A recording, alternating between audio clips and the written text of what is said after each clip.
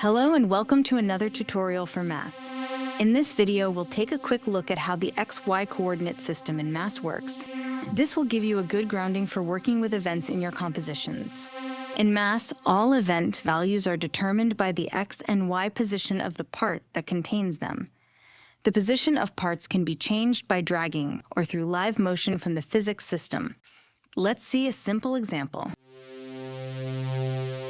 I've already set up a droning sound in my DAW and a single part in Mass that we can work with. Look what happens when I drag the part left and right. Notice how the drone's pitch changes. This is because the part's trigger event sends note values based on its X position.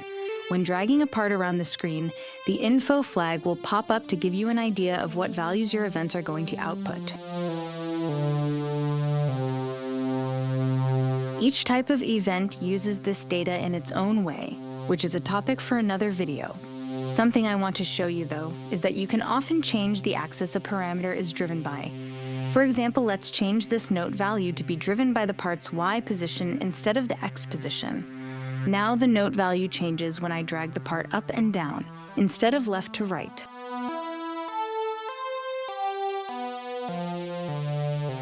Keep in mind that although each type of event uses this data in a different way, they all use the same data.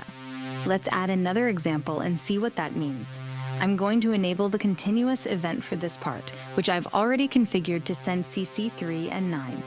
My droning instrument responds to CC3 by changing its spread, and CC9 changes the rate of a phaser the drone passes through.